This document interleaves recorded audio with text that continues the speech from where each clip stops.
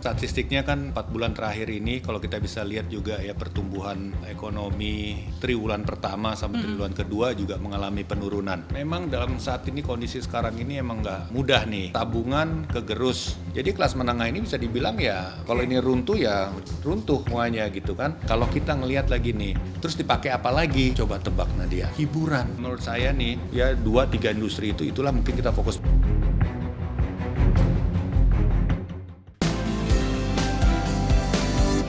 Sudut Dengar Parlemen.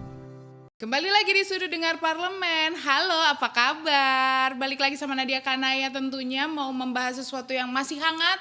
Yang lagi follow-follow Instagram pasti yang follow-nya media-media berita itu tahu kalau nih ada obrolan yang lagi panas banget nih soal kelas menengah yang mulai menurun. Kenapa sih, ada apa dengan kelas menengah? Nah, kita bahas aja di Sudut Dengar Parlemen episode kali ini. Tentunya sudah ada anggota Komisi 11 DPR RI yang menemani Nadia. Horas Nadia. Horas. Nah, ini ada Bapak Syihar Sitorus dari fraksi PDI Perjuangan dari Dapil Sumut 2. Betul ya? Betul. Sumut Nadia. 2, Sumatera Utara 2. Nah, ini Pak, rame banget soal kelas menengah. Yang jadi kekhawatiran adalah beberapa negara, ada beberapa tuh negara yang menyebutkan kalau di sana ada negara yang dari kelas dari kelas atas kemudian kelas miskin. Nah, ditakutkan adanya Indonesia seperti itu, gapnya terlalu tinggi. Tapi sebelum ngebahas kelas menengah, saya mau nanya dulu. Indonesia ini katanya beberapa pakar udah bilang kalau ini deflasi 4 bulan berturut-turut.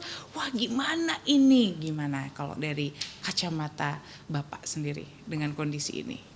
Iya betul tuh, statistiknya kan 4 bulan terakhir ini kalau kita bisa lihat juga ya pertumbuhan ekonomi triwulan pertama sampai triwulan kedua juga mengalami penurunan. Nah, jadi memang ya inilah sekarang ini ada deflasi, berarti mungkin saat ini kondisinya adalah daya beli daripada masyarakat itu juga sedang menurun. Ketika terjadi deflasi ini kita juga harus melihat secara lebih global gitu ya, bahwa ada ketidakseimbangan antara supply demand antara produser dengan users atau dengan buyers atau dengan pembeli gitu. Nah, ini ketidakseimbangan ini yang membuat salah satunya deflasi tersebut. Dan tentu di samping faktor-faktor lainnya seperti suku bunga misalnya.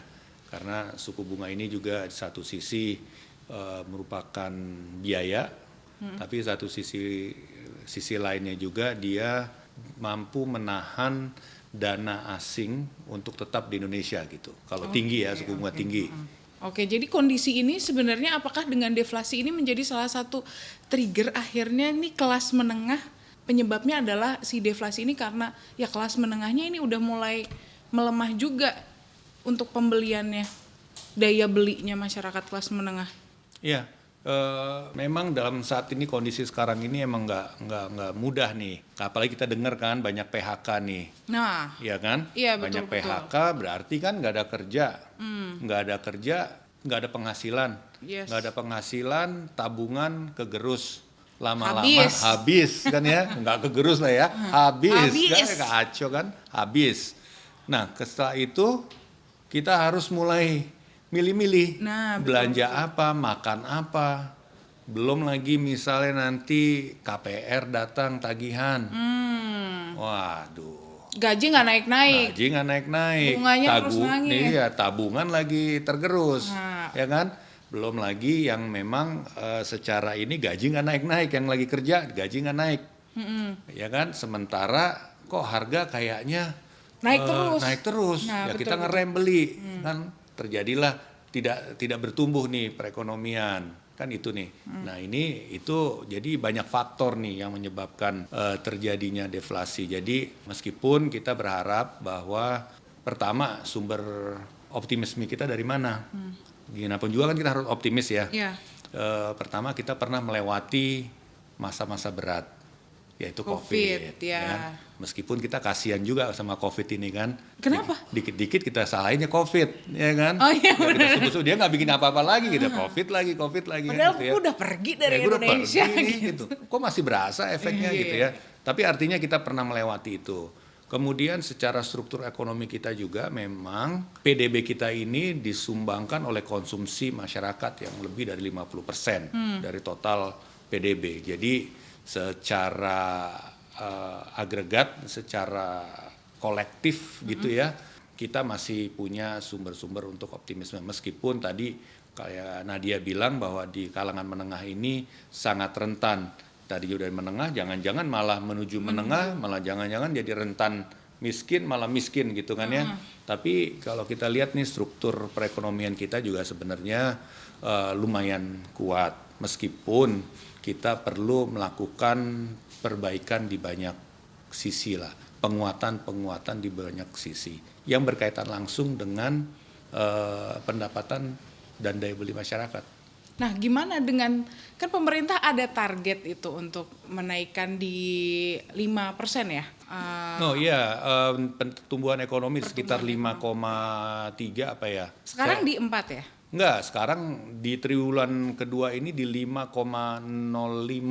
Berarti sudah ada kenaikan intinya. Memang ya sekitar 5%-an lah. Dari tahun lalu triwulan pertama 5,1. Sekarang 5,05. Tapi kalau kita ngeliat lebih panjang lagi waktunya, ya di sekitaran 5. Targetnya ada menuju ke 7 kan Pak? Kemarin sempat disebutkan ke 7%. Itu sebenarnya optimis terlalu tinggi atau seperti apa sih? Emang harus positif ya kita ya sebenarnya? Begini, perlu ada beberapa hal yang harus dilakukan. Dan kita harus fokus untuk melakukannya.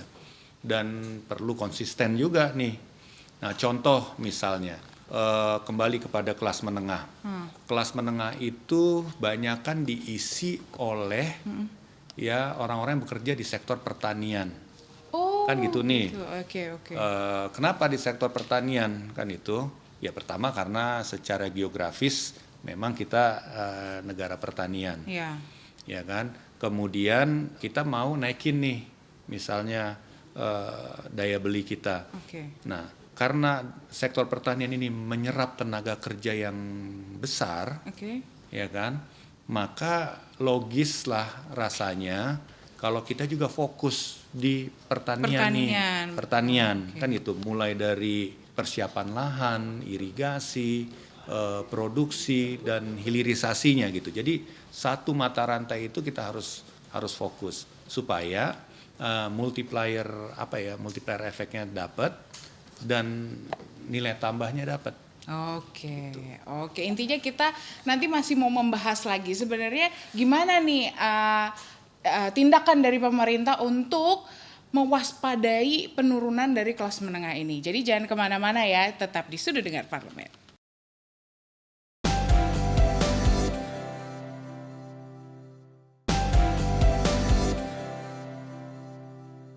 Kembali lagi di Sudut Dengar Parlemen, masih sama Nadia Kanaya dan Pak Sihar Sitorus nih. Pak, membahas soal kelas menengah ini emang berat-berat pusing ya gitu ya. Karena kayak masyarakat tuh nggak semuanya paham dengan hal ini, tapi media selalu menyampaikan meng-headline soal kelas menengah yang turun ini.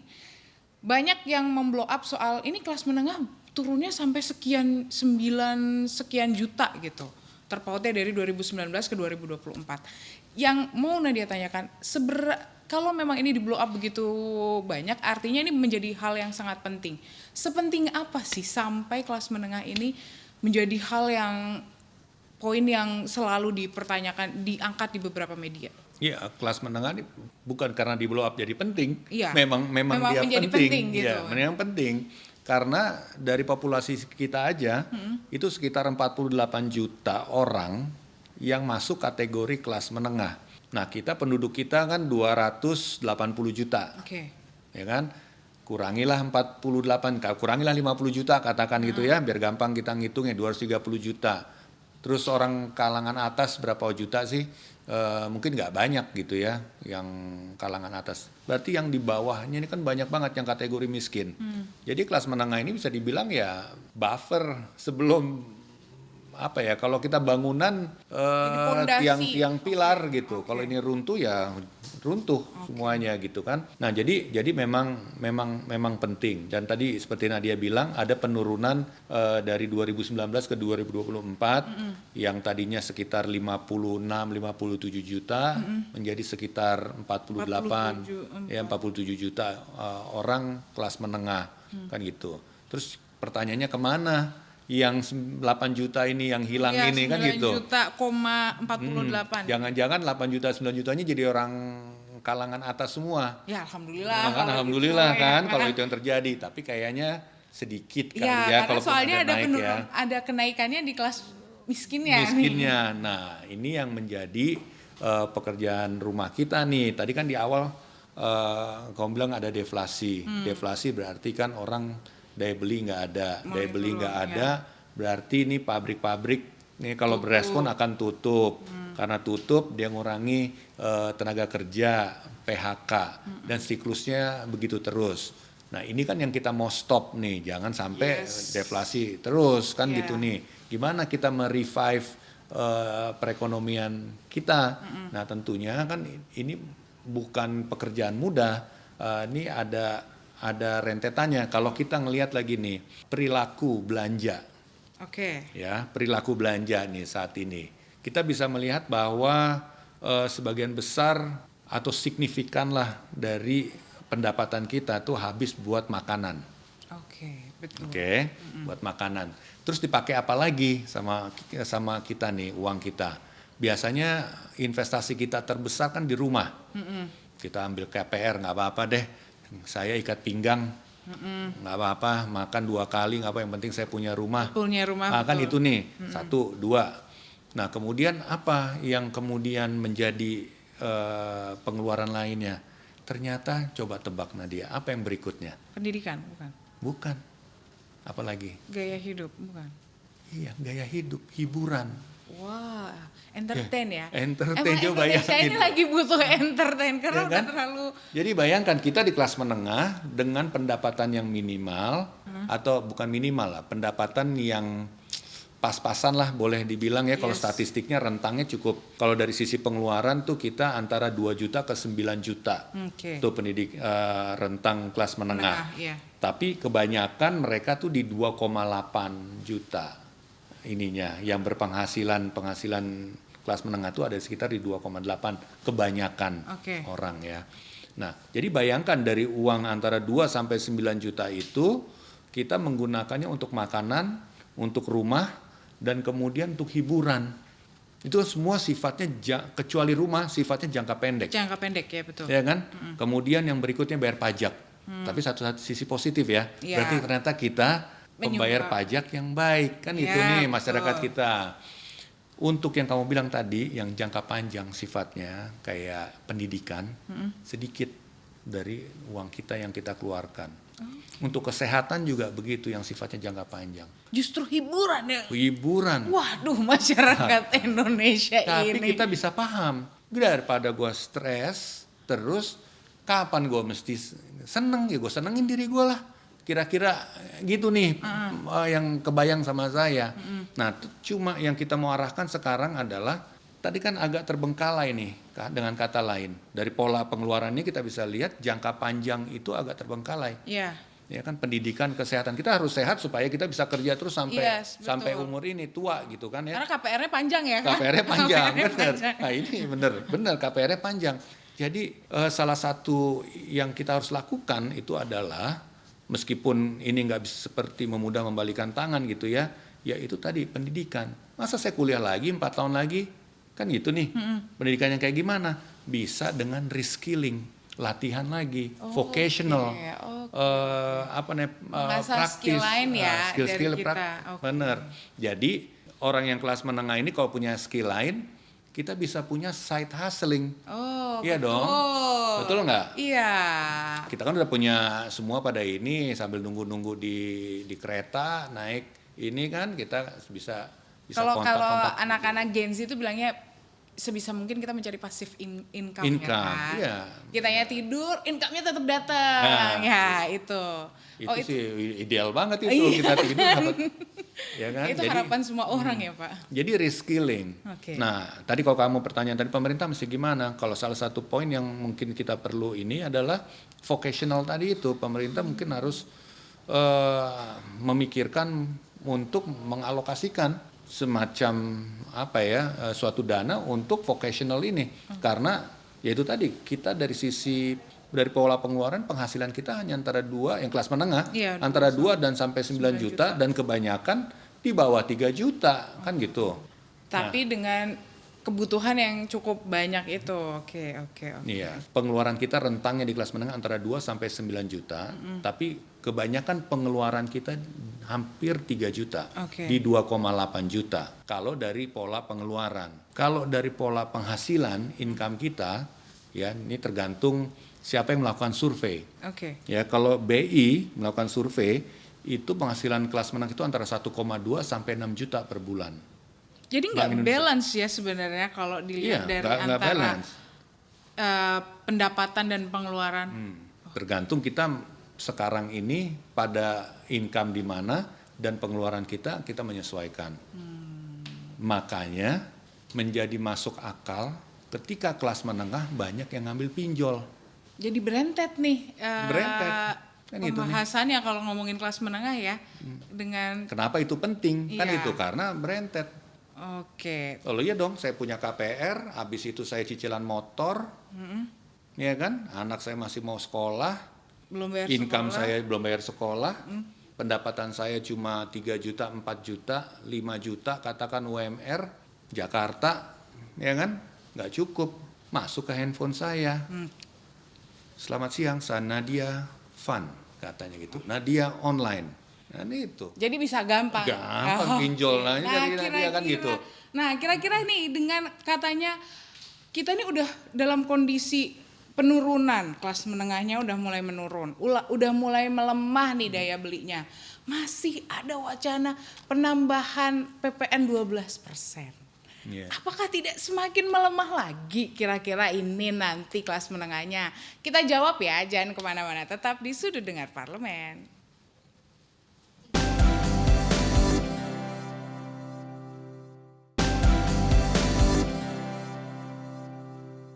Kembali lagi di Sudut Dengar Parlemen, di segmen terakhir mau membahas soal kelas menengah yang ternyata rentetannya panjang nih, bisa sampai ke pinjol segala kalau udah kepepet ya, dengan gaya hidup yang tinggi, harga kebutuhan pokok kita yang luar biasa meroket.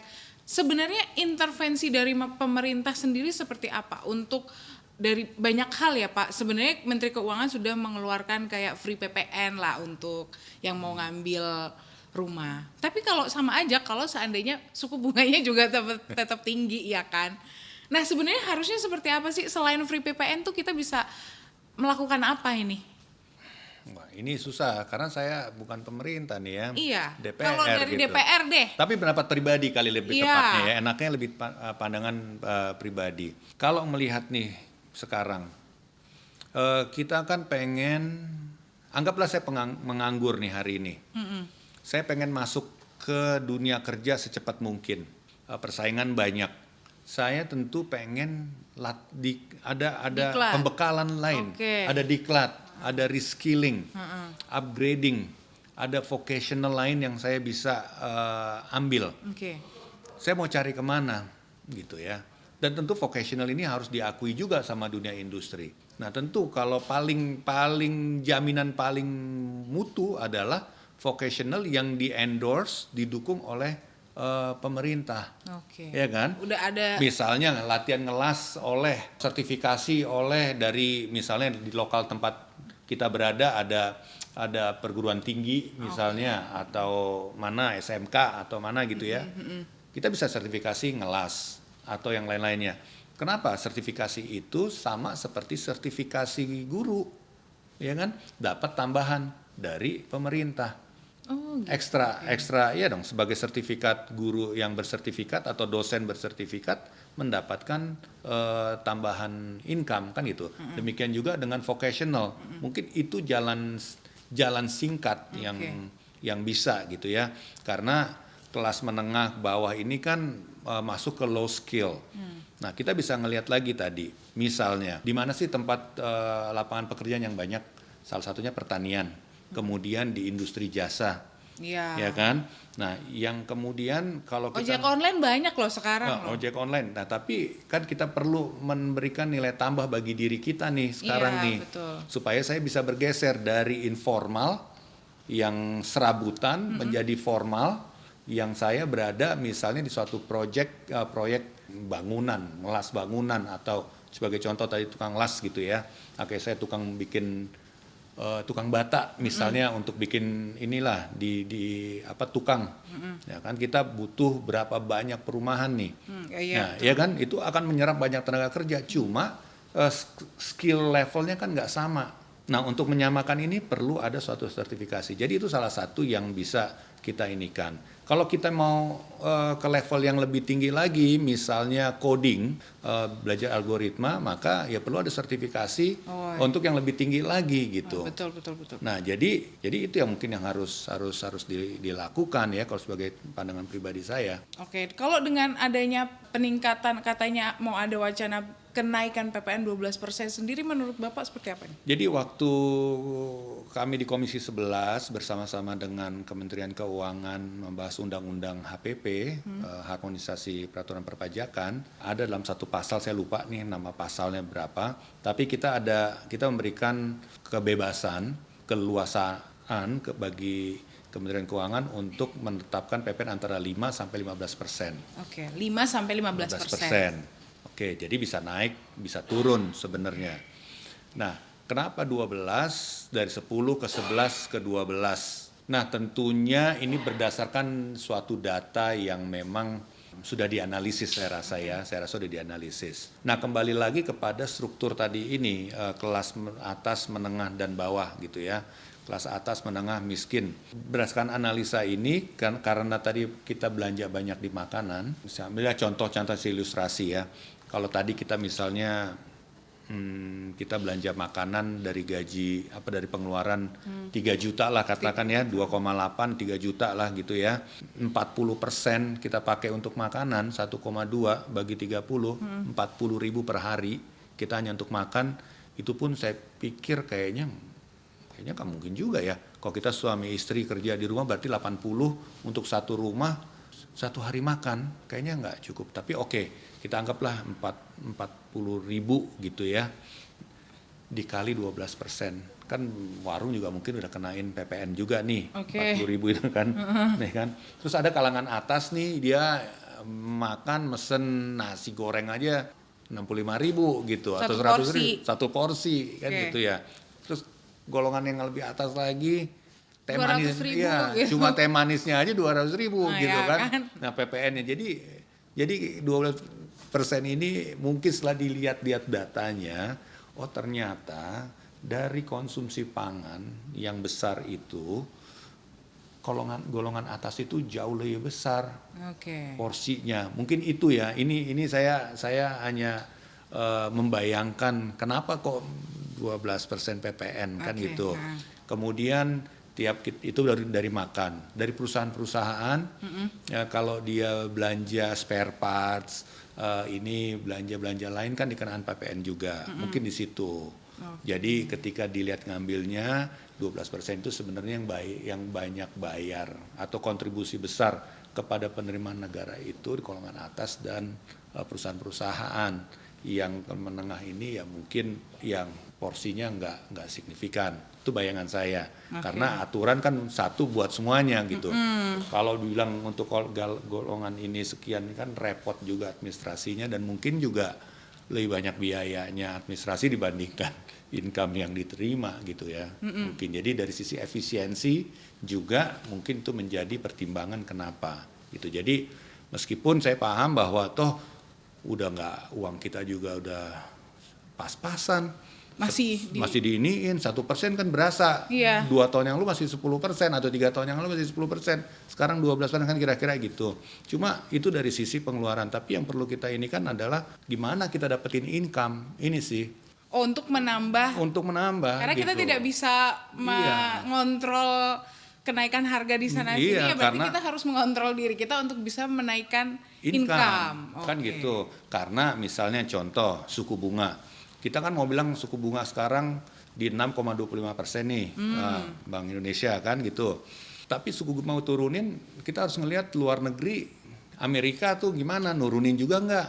Kalau enggak, kalau misalnya kita turun, Amerika nggak turun, uang Amerikanya lari misalnya keluar semua, pulang semua, balik lagi kan gitu. Tapi kalau dia turunin, ya mungkin orang narik keluar lagi pas butuh narik misalnya gitu. Tapi Indonesia masih aman deh, masih enak lah, saya masih dapat untung di Indonesia misalnya gitu. Jadi nggak gampang juga gitu loh. Namun ya itu salah satu yang perlu nanti pasti nih Bank Indonesia dan yang lain-lainnya dengan data yang ada ini dan juga melihat perkembangan ekonomi di Amerika dan Eropa juga akan melihat apakah waktunya nih kita menurunkan suku bunga gitu juga. Oke. Terakhir Pak, seberapa positifnya Bapak melihat nantinya akan ada kenaikan lagi di kelas menengah ini? Melihat kondisi yang saat ini gejolak ekonomi yang cukup tinggi, apakah kelas menengah Indonesia ini akan kembali? Kalau kembali pasti kembali. Tapi kembaliin bagaimana kan gitu ya. Jadi menurut saya nih ada beberapa yang harus kita lakukan. Antara lain misalnya beberapa industri yang memang menyerap tenaga kerja yang banyak. Itu ya 2-3 industri itulah mungkin kita fokus, misalnya pertanian, peternakan kan itu. Kemudian kita yang berbau sumber daya alam. Sumber daya alam, karena di situ kita kaya, dan kedua-duanya ini primary industry, industri dasar, betul. Gitu. Jadi apa industri dasar itu? Artinya kita tidak perlu skill yang hebat-hebat banget gitu. Jadi kemudian untuk pelatihan yang diberikannya juga, misalnya vocational yang diberikan juga bukan seperti kita harus kursus gimana menerbangkan roket ke bulan, enggak gitu. Jadi ya gimana ya, kita pakai traktor, terus kita ngebungkus hasil padi kita. Nah, kayak gitu. Jadi menambah nilai dengan tidak harus rumit. Nah, dan kita harus melakukannya konsisten. Kalau itu kita lakukan, saya pikir ya kita akan kembali lagi, karena mereka yang menyerap tenaga kerja, mereka akan kerja, akhirnya dapat income ya akhirnya semua bergulir lagi. Rodanya perekonomian akan kembali hidup dengan cepat. Ya, rentetannya kayak tadi lagi gitu. Akhirnya gua bayar juga tuh pinjol. Gitu, lunas tuh pinjol. Tidak untuk diikutin ini ya. Untuk diikuti. Iya, kan menjadi solusi. Ya. Oke. Terima kasih Pak Syahar Sitorus sudah menemani Nadia di Sudut Dengar Parlemen. Obrolan yang menyenangkan, yang hangat, dengan pembahasan yang cukup berat sebenarnya ya, tapi kita bikin enjoy, dan semoga pendengar maupun pemirsa bisa lebih paham, kayaknya nih bener nih, aku harus melatih soft skilling aku daripada membuka handphone untuk mengecek pinjol yang ada kan. Betul kan? Jangan langsung pencet setuju. Jangan langsung ya. Cek dulu ya semuanya ya. Delete dulu. Iya, delete dulu. Terima kasih Pak Syahar Sitorus. Terima kasih untuk semua yang sudah menyaksikan Sudut Dengar Parlemen. Terus saksikan Sudut Dengar Parlemen episode selanjutnya. Akhir kata saya Nadia Kanaya, Pak Syahar Sitorus maupun kerabat kerja yang bertugas undur diri. Sampai jumpa dan bye-bye.